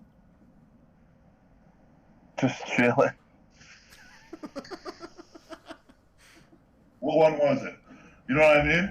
Dude. It's like, brother, you are literally the greatest fucking raw conventional puller of all time. And you'll pull something stupid and just be like, well, I guess I gotta go pick another attempt and just like walk away. It's like, but like yell or fucking raise your hand or fucking, I don't know. At least 2 hands. Yes. Yeah. Yes, both hands. Yeah. I gave a thumbs up last meet. Does that count? Wow, you're really stretching yourself, dude. Dude, you need to calm down. You're gonna Two learn thumbs, a lot of two thumbs emotions is letting that. out. 2 thumbs. It's not like a natural thing for me to like yell or get amped up or. I'm gonna bring I a don't fucking know. duster. I'm gonna bring a duster and tickle you right before you before you're done. Get I something don't out know. of you. Maybe it's a bad mentality, but every time I do something, I'm just like, all right, on to the next one. You know what I mean? Like, I pulled 970, but it's not 1,000. I think even when I pull 1,000, I'll be like, all right, I gotta pull Benny more than Benny did because he pulled 1014. And even That's if I do That's that, the chip on my shoulder thing I'm telling you guys about. Like when you're lifting, you can't ever give yourself credit, because as soon as you do, then like that's kind of when you're just like you either become a douche and you're just like you're too full of yourself. But if you're just like it's never good enough, you're always going to be pushing for more. Like Justin and Pat have both squatted 1,000 pounds. Like it's a lot more than I ever fucking squatted or Fern's ever squatted. But like it's like well, you know, they'll always look at somebody that squatted more. And the same thing with you deadlifting like that. Like you're already at the top of that, but like you're not. You're like, well, it's not this. Like, and there's literally 0 people to compare you to, but like, you don't give yourself that credit. That's kind of, it's a good mentality to have. You know what I mean? Like, it's why you're all doing that. I think the one thing you kind of learn as you get older, like in the sport, for me anyways, has been like the difference between like giving yourself credit and overhyping what you've done. Right? Like I find like rewards or celebrations should be a sliding scale basis based on how hard they are, right? Like if you set a goal, like for instance, like if I go to Clash and I win, I'm gonna fucking lose my mind because of everything that's gone on in this prep, right? But in that being said, you guys all know, because I've done it to you with my lifts, I will pick apart each one of my 9 lifts and be like, fucking idiot, screwed that up. That was wrong. You didn't brace there. You know what I mean? Like, you could be critical of the lift itself and still give yourself some base of like, hey man, like good work. But I think a lot of people are like so dopamine dependent that they create scenarios in their heads where they're thinking about their meet in advance, and they're thinking about what it's going to be like when they do this, or what it's going to be like when they win, or when they lift this. And they've had that like dopamine release of like, holy crap, I did it mentally because they've been visualizing it so much that they completely shit the bed on meet day because in their head they've already done it a million times. So and I used to do that a lot. So for me this time, every time I started thinking about the platform, I'm like, nope, nothing else. Right? So I've been nicer to myself as I get older. I'm more critical, but I'm nicer, if that makes sense. Meticulous. Yeah, you gotta be mindful of what you gotta control. And then like that squat I did in the animal cage last year, there's 13 things I did wrong on it. I have a list on my phone. I'm pissed off about it. Yeah, but on the other hand, like Shane said, we're all like them. The reason we're so successful, you're all I cut out again. to doing. FERNY, you're in some bad reception right now, brother. That, you know what I mean? Like you're always hungry. You could, and then you do it, and you're like, well, I got. Yep. Yeah, I'm driving backwards right now. You hear me now? A little bit. What Yeah. I was saying was, it's what makes you. Huh? Am I good or no? I keep losing reception. No, you keep cutting out, brother. Yeah. But no, I think I think it's a cool spot to be in, and I mean like this group chat. I mean, fuck, when did we form this? A year ago now, if not longer. It's been like 2 or 3 years. Right? For me, I think one of the coolest parts of that group chat is like you look at it, and at the end of the day, right? It's like Shane, world record holder. Fernando, world record holder. Craig squatted 1,000 pounds so many times the fucking squat can have a driver's license at this point. You know what I mean? Pat and Craig, both subtotal gods. Myself, you know what I mean? Like being up here in Canada and doing the things I've done, pretty cool. But each one of us has at least one lift where we're in the group and we're like, I am the worst at this one in the group, or one of the worst at this one in the group. Like we're always, it's not like we're not jealous of each other, but we're like, man, fuck's sakes, like I need to get my bench up. Like I'm looking at Pat, like it'd be funny. I don't know, it was like a 3-week period in a row where like I'm like, oh wow, look at how well I benched today. Here's like 485, a really easy single, and then Craig sends 100 pounds more faster. I'm like, for fuck's sakes. Well, like, can you wait an hour and a half? We've also got that dichotomy of being able to bounce ideas off of each other, because my training for squats, bench, and deadlift the past couple of weeks has been a little iffy, but Fernando gave the idea of putting bands onto deadlifts for 8x2 around 50-55% to build up that explosiveness back into my deadlift, because that's just depleted ever since I did a bunch of hypertrophy blocks in a row. And I decided I was going to do that with all 3 of lifts, and I was bouncing ideas off of Shane, and he gave the green light on that. But on my bench day this week, I accidentally loaded up 418 pounds with the lockout was between 550 and 585, and I hit that for 1.5. I got stuck probably at around 550 with the bands, and I was like, I haven't been able to touch anything above 5 in forever, but adding these bands in is drastically increasing my explosiveness, and I can feel it through all 3 lists. And it's like, we've got so much information spread out between all of us. We've all got our good lists, we've all got our bad lists. What we struggle, we share with each other, and everyone benefits. What we're really good at, we share what we've done, what's made things better, and we share that with each other. And it's an elevation of all of us. It's like rising tides raise all ships in that. Well, I think the other thing too is it goes further than that. There's no, like I said earlier, there's no jealousy. Oh, there's you know so much jealousy. It's just we're competitive with each other. It's like positive jealousy. Yeah. And back to your training, Pat, I think this is the first time in as long as I've known you that you've actually done volume. Yes. Like when we talked about it on the phone, right? You're in the pyramid, you know what I mean? Hypertrophy's down here, that's your base, and your peak's way up here. You've been working on the first 3 levels for the last 2.5 years. Yeah. Wondering why you tip over on peak, right? And now for the first time, you've hit serious volume. Oh yeah, and it's like my work capacity keeps going further and further and further. I'm in the gym and I'm like, I just did, like yesterday I did 374 with over 100 pounds of band tension, and I did an 8x2 EMOM style, and then I added in a really intense deficit, and I did an 8x1 EMOM style, same setup. And I was like, okay, the hardest part of this is getting the dumbbells to and from. I feel like I can do a lot of shit. I'm able to keep adding and adding and adding, and I'm not depleting my capability of recovering from this shit. So it's like that increased volume, I'm able to recover faster, I'm able to push further. Like I've gone 5 weeks in a row without a deload, and I'm not feeling any sort of aches and pains. Yeah, well, I think that's, like, I'm super excited for June. I mean, you know, right now it's, you know, we have a 3rd member of our group chat coming with us, but we just have to iron those details out for the Canada meet. But the thing I'm most excited for right now is to see the new version of you that shows up. You know, like we talked about doing this meet, we kind of had a meet that you've done in the past that you're proud with, but you thought was reasonably within touch. You know what I mean? Mm-hmm. And hitting those numbers, I genuinely think isn't going to be a stretch. I think you're going to come in, you're going to have extra weight on the platform, and you're going to leave in good condition. Yeah. Right? And that is a hard thing as a coach to deal with clients, because if you were paying somebody to coach you and they had you doing all these things right now, it would be very difficult to keep your kind of like mental faculties intact because everything is so light. Right? Yeah. And it does feel heavy at times. And, you know, I've had it before where I'm squatting 400 or 500 pounds for reps in the off season and I'm grinding out my last rep of the set. And I'm like, that is less than 50% of my 1 rep max. How am I going to squat a grand?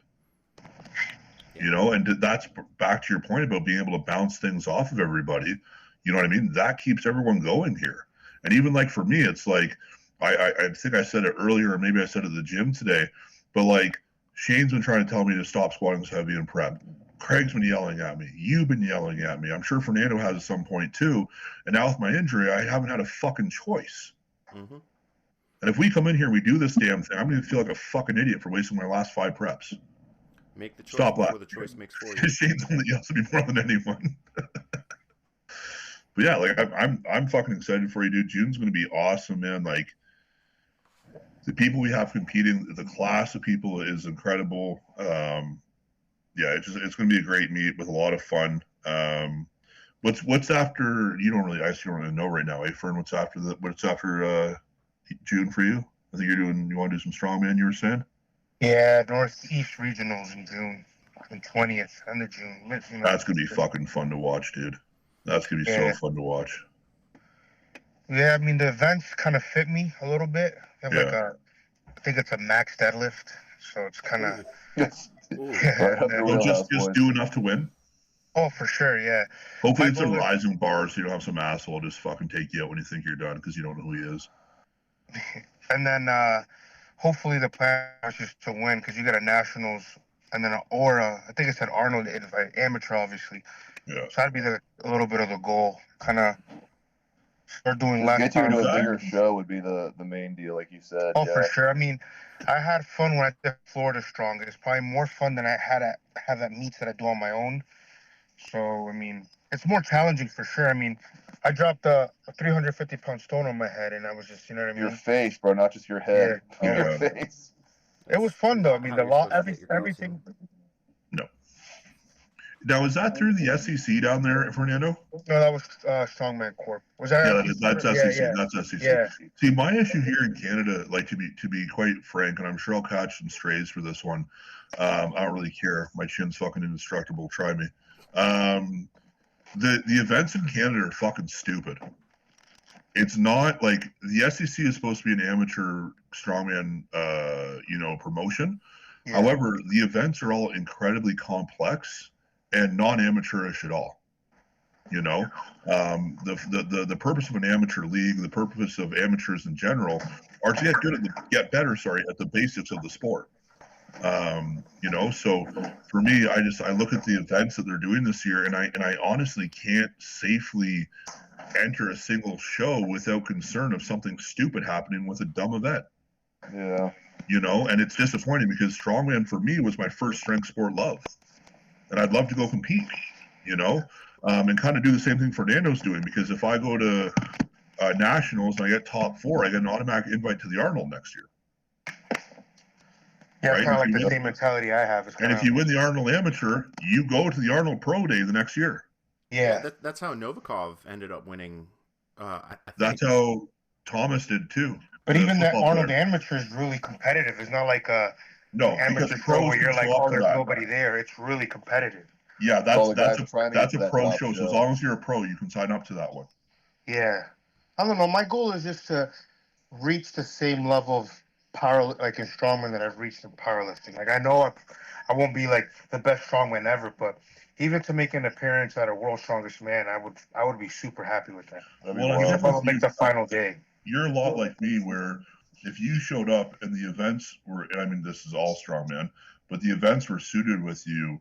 Like if the events were suited for you, you'd be up with the world's elite. You know what I mean? Yeah. Within a year or two, right? If they're not, you won't beat the best amateurs in the world. That's how. Just anyone- because of the experience of what you're doing. And Oh, that's for anyone. sure. But the thing with Fernando, that's even though we're kind of similar heights, he has much longer arms than I do. So that helps him with things like stones, with the sandbags, right? And that helps him get around. Where like for me, if I'm fucking, short 6-foot guy, right? I can't link my hands on most of the stones because I'm not long enough, right? And that's where you see that height advantage. Like when the Brian Shaw started coming out and the Tom Stoltmans and the Evan Singletons and those tall freaks started showing up, they had an easier time because you have to think every year at World's Strongest Man, you have Atlas stones. Yeah, That's a guaranteed advantage if you're tall, for sure. right? Mhm. And then Most you guys are add in like the fact, 6'6", Fernando, that 6'8". you are relatively athletic at 310 pounds, Mhm. yeah. Like Well, you can, I've never reached 300 and 300. well, That'd be fair something enough, right? Close. Small boy. Not close. Yeah, fucking little girl. But for you, you're athletic, right? Like if you look at Mitch Hooper, right? He only weighs about 315 pounds.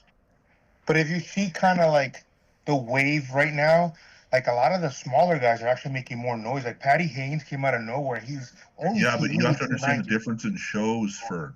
The difference in shows.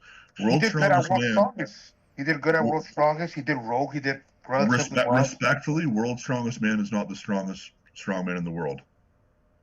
Well, then That Rogue is- did relatively good. Strongest man on Earth last year was the strongest man in the world. Oh, for sure. But It is the heaviest, and the Arnold is a much heavier show than World's Strongest Yeah. Man.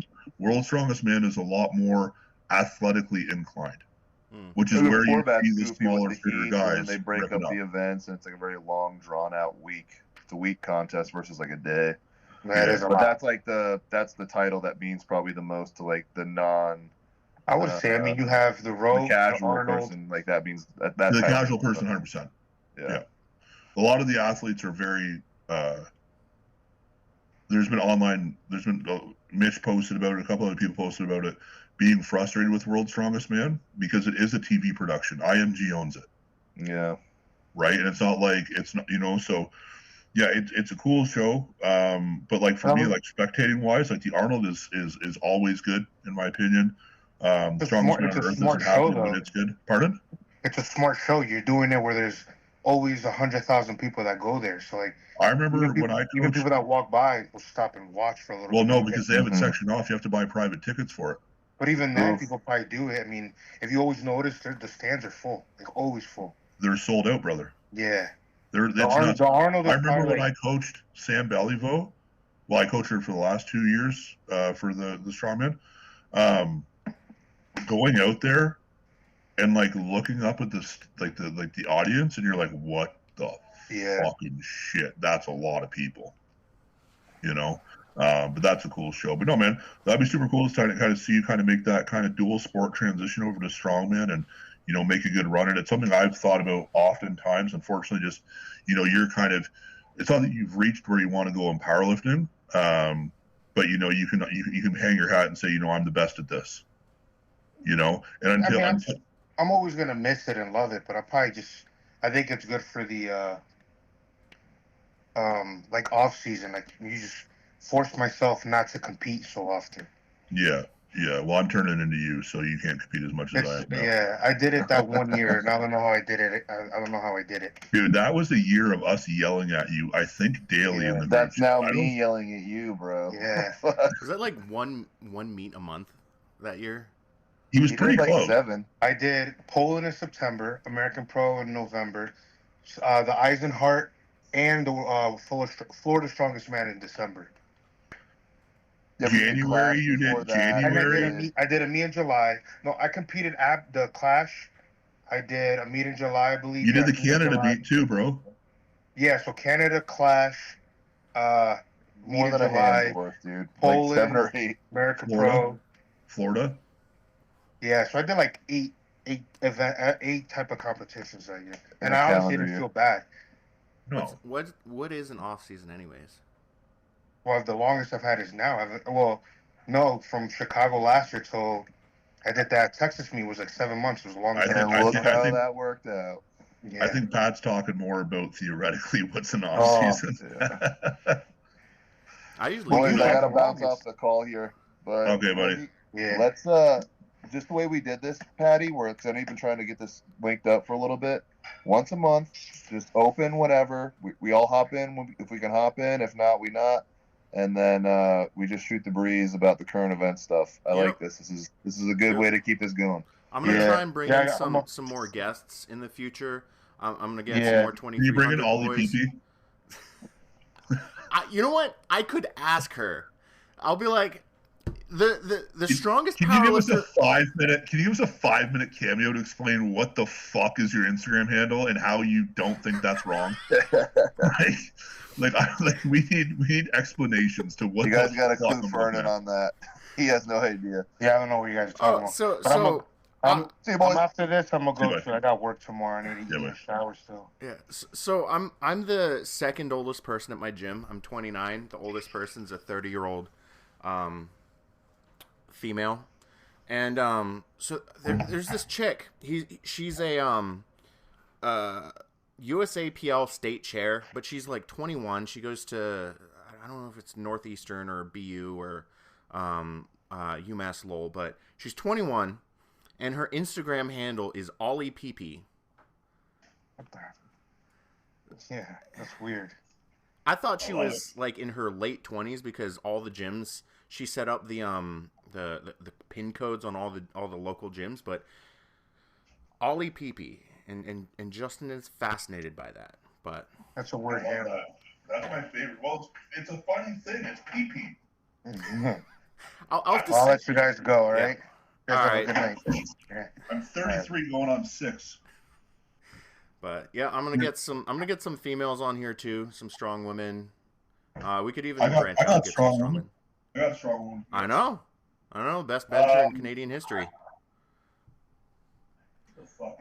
You know what? One thing I wish we had talked about that we didn't is how fucking stupid people are on the internet. Oh, I haven't stopped recording yet. Okay, give me 1 second. I'm trying to find a lighter.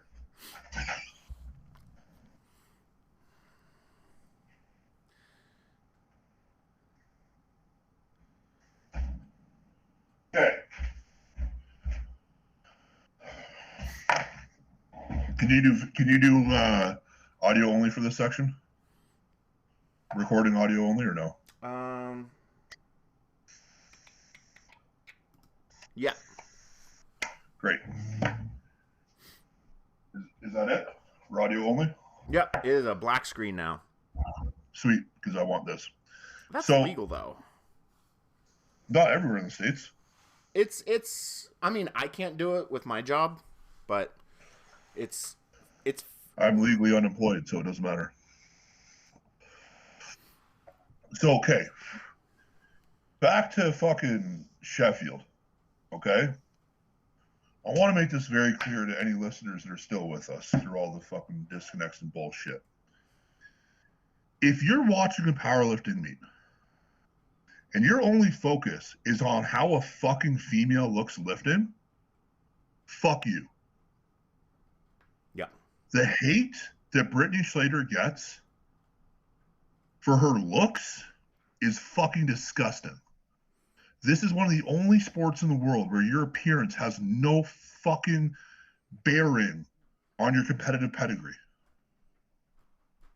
And you want to tell me right now that woman who fucking is stronger than 99% of fucking men powerlifters, although just men, Didn't she who squat? has a genetic fucking condition that she has no control over. It's not a steroid abuse thing. This isn't something she chose. She's drug tested. She's drug tested, and a lot, by the way, and also genuinely one of the sweetest fucking human beings in the world. And she has to worry about competing because people are fucking making fun of her appearance. Guys, powerlifting is a sport for failed athletes. And you're going to sit here and try to fucking gatekeep our sport? Fuck you. Didn't she squat like 300 kilos? 661? The second female to ever do that? And she's drug tested. And her deadlift has gotten fucking insane too, bro. But people want to sit there and comment on her appearance. Dude, how about this? If you want to comment on her appearance, straight up, Just Be Strong Gym, Niagara Falls, Canada. Meet me at the front fucking door. You beat me, you can comment on her appearance. Otherwise, shut the fuck up. People are sick in the head, man. I don't think anyone who has any numbers larger than her is commenting on her appearance. It's all the little boys. It's all the little guys.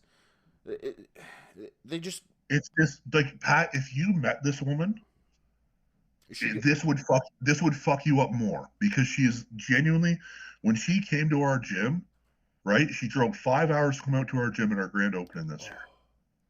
And she was nervous about coming in because she didn't know anyone.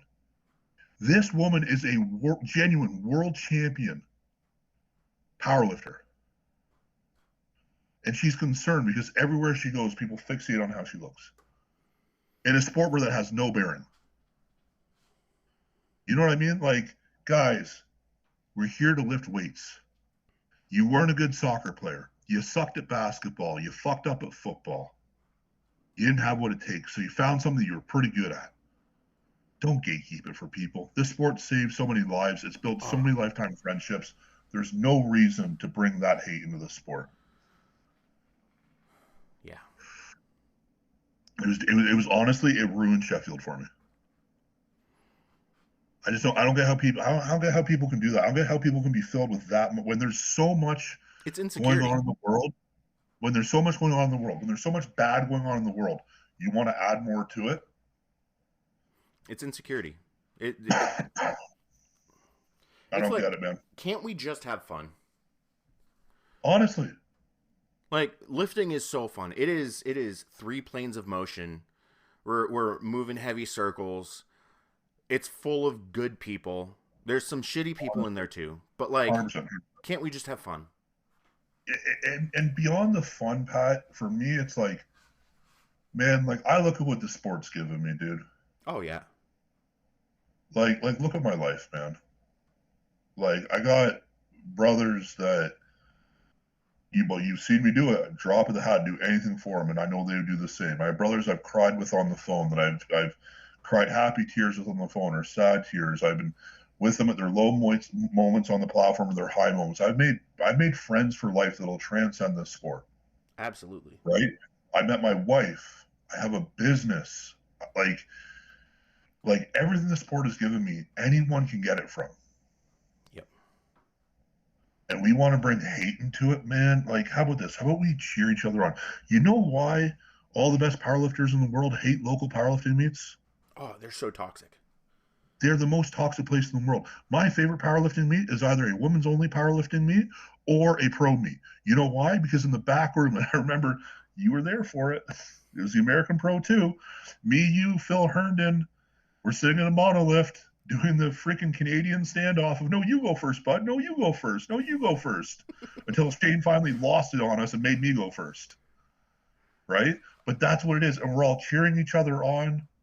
You know, if you see a guy has a bad lift, let's say maybe you're next up, maybe you don't go right up to him right away, but after your lift, you do. It's right. You know that iconic video that you have where you're walking out and your eyes are going crazy for the American Pro platform before deadlifts? Like, I don't like. I'm the guy holding the Canadian flag behind you. Yeah. Like. Yeah. And that's just it. For me, it's like we need, like, guys, there is so much hate in this world. Hate literally kills people.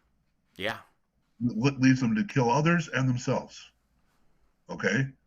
Don't bring more of it into a sport that can be as positively impactful and beautiful as powerlifting. Mm-hmm. Leave it the fuck out. Or, like I said, meet me at the front fucking door and we'll talk about it. Yeah. I remember after the American Pro 3, I had people saying that it would have been funny if I had actually died on the platform. And I was like, you know what? Well, I'm glad you didn't tell me that. I'm glad you didn't fucking tell me that, because what would I have said to you? Username, send it to me. It was one of the meme pages. I don't remember which one it was. It was one of the meme pages. I thought it was like... It's not King... It was like Jerkules or something. Well, Jared can be a fucking asshole. He is a beauty when you meet him. He just doesn't have any fucking... not that this makes up for it. He just doesn't have any fucking... line, I guess. Like, he did that about me. Like, he didn't know what happened going to the third Ghost Clash, so like I can't really fault him for it. Like, he didn't know that my aunt was pulled from life support. He didn't know that my job was on strike. He didn't know, you know, about my mom fucking, you know, breaking her leg and going in and out of surgery and worrying about her dying from infection. He didn't know about the fact that my landlady sold my house. I had nowhere to live until the Tuesday before when I finally closed the deal on my home. He didn't know any of that. Right? And all he did is he took something I said and fucking, you know, twisted it a little bit, and it was hurtful in the moment. I blocked the guy. I was so fucking angry with him. Yeah. I was hurt. I'm like, you don't know me and you don't know all the stuff I'm going through, but that's also a reason why now I think you've noticed, like, I talk about my shit more. Yeah. Right? Because I don't think if he knew what I was going through, he would have posted that reel. Or that meme, sorry. Yeah. Right? And he did apologize to me because he found out afterwards what the fuck happened. That means right? Oh fuck, anyways, that's a fucking different story for a different day. I think when we're all fully healed from it, I think is the right answer. Oh, how long is that going to take? I'm finally at the point where I'm able to start healing from that. Yeah. I mean, that was a tough one, dude. Like, it's really hard for, like, people with, like, you know, the mental makeup of you and I. to detach the emotional relevance and importance in our life to how we do on the platform. And it's not because we hold the platform above all else in our life, you know, it's not anything to do with that. It's the sheer weight and tonnage of time and effort spent doing it. And whenever you put that much time and effort into anything and you fail, of course it's going to be crushing. But like in this, you're completely right. And I've had so many things go on in my life, and I'm like, if I can at least get to the gym and get a lift in, I know things are going to be all right. Like, have you seen the movie Inception? So like, maybe I haven't. I don't know. He's got that spinning top, and if it never falls down, then he's in a dream state. And like I've always said that powerlifting is my spinning top. If I can still powerlift, I know my top is gonna topple at some point, and I'm still alive. Like the amount of times that I've been. May I ask you a question about that? Sure. Because there's a thought process that I have invoked in my coaching, and I do spot checks with some of my clients who struggle with what you and I struggle with in this regard. Mm-hmm. And what it is that I have found was in a world where control is literally impossible, powerlifting gives you that control. Yeah. In the sense that I was able to bench 100 pounds today. That's all I could do. It was an RPE 10, right? If I take 6 months and I eat correctly, and I follow this plan that's properly done, and I do all my accessories, I will get my goal. In the early part, obviously, as we get older, you know, those PRs become a little more difficult, but it gives us that element of control. And I think that's why people get so emotionally locked into this shit, where it does take over, you know, our daily thoughts, our subconscious ideas, you know, what we view in importance, you know, missing nieces and nephews' birthdays because I need to squat because it's Sunday. You know what I mean? All that type of shit. Because in a world where like we need control to like feel secure, we don't have any. Yeah. And this all of a sudden gives us that control. Yeah. And when you lose that control, like the past 2 years of my life, I haven't had control of anything. I've only recently stopped sleeping in my car on occasion. Yeah. I have a Honda Civic. Sorry, not only is it a Honda Civic, guys, it is a Honda Civic Sportback. Carry on. At the American Pro 2, I had me, Shane, and Fernando in my car, and I was basically dragging on the ground. It was beyond the weight rating. Yeah. Do you remember when I saw you the first time in that car? Do you remember what I was doing? You were puking. Yeah, I don't know why. For like 2.5 years, whenever I got really, really nervous, I was throwing up. So literally, I'm fucking face down in the pavement with my door open, throwing up, and I just hear these three assholes start chirping me mid fucking hurl. Okay. And by the way, instead of paying to have a car lowered, ladies and gentlemen, gain 200 pounds of body weight and get 3 equal-sized friends, and you will never have to worry about it because those fucking tires were rubbing on the wheel wells. I actually heard the car literally go, "Get off me," at one point. Okay. Once I got back after that meet, I had a flat tire. Of course you did. Even the Michelin man's like, "Get me the fuck out of here." But I built a bed and I stuck it in the back of that car because I never knew whether or not it'd be safe at home. Yeah. The gym was my safe space. I came up with this term procrastilifting. It's where you start doing biceps on leg day. I've never trained biceps. I have no idea what the fuck. I've started training biceps more. Okay, actually, you know what? You ready to be proud of me? You ready for this? Yeah. We measured these fucking 19 inches, bud. I was totally ready for the tape measure to say 16, so this is a big deal for me, okay? I hate the fact that I grew up as a cyclist. I fucking hate it. I missed fucking a decade of upper body and So, my like, lower body got 2 decades of it. I've got the bigger biceps and calves, but you've got the calves of a cyclist. Enough with the bigger calves, okay? Your calves need to go on a fucking Atkins. If your calves went on the Atkins diet, mine would be bigger. I got more muscle on my calves. You're just carrying freaking armor, all right? I've been training calves. Huh? Christ, you're lucky I can't fucking teleport there right now. I'm wearing sweatpants right now. You can't see my calves. Okay, actually, ladies and gentlemen, welcome to your autistic moment of the podcast. Speaking of calves and cycling, shut up. This is actually real. Okay, so you know how lactic acid.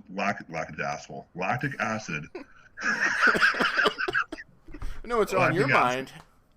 So, anyways, lactic acid, just very simply, okay, would create something that you might consider like resistance, right? Like it makes it harder to move, right?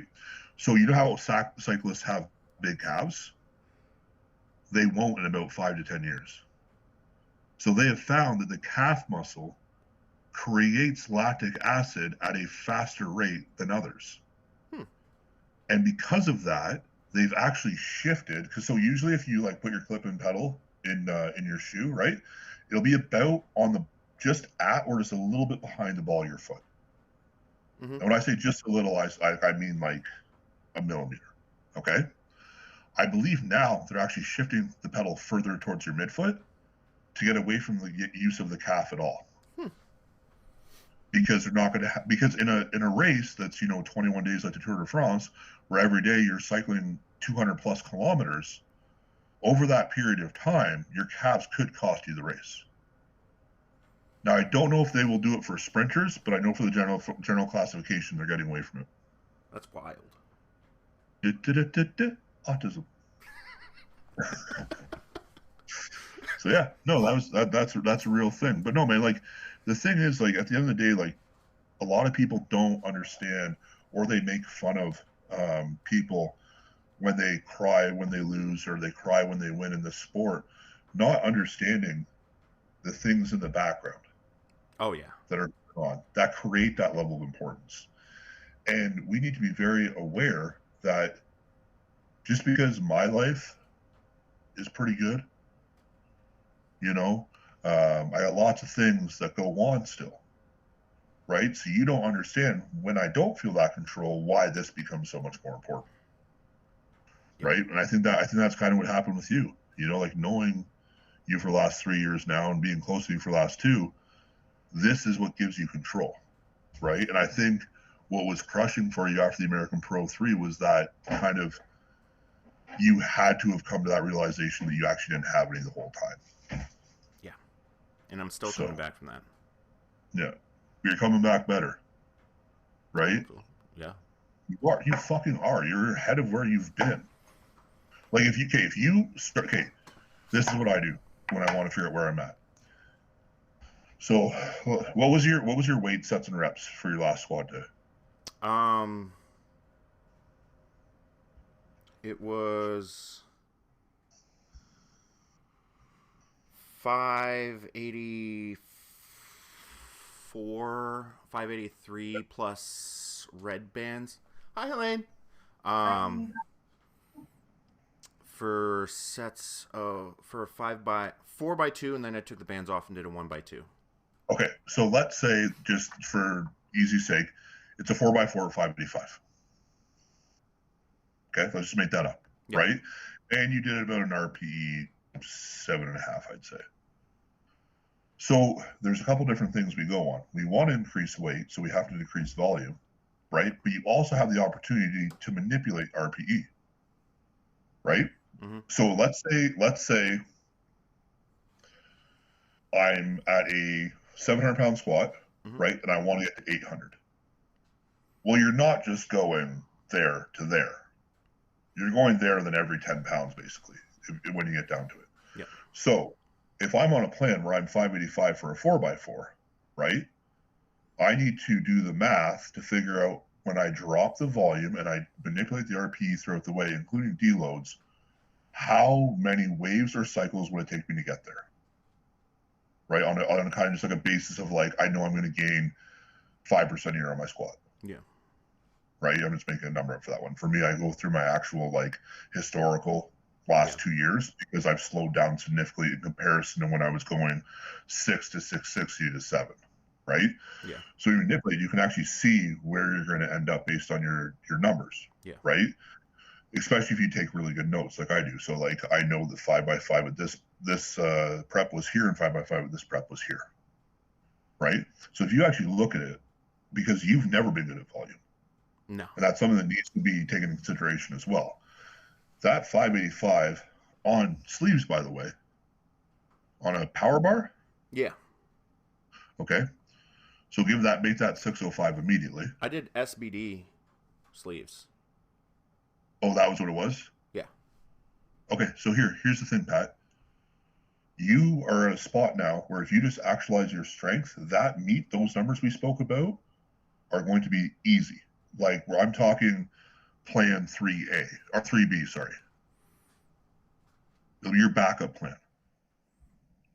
Right? The difference is that we have to make sure that we peak you right so that you're coming in rested, but because I know you require to feel the weight. Yeah. That's my biggest thing. So we have to figure out how to make that happen. Did you ever find with the 7-count eccentrics that helped you? Did you ever make you do 7-count eccentrics? No.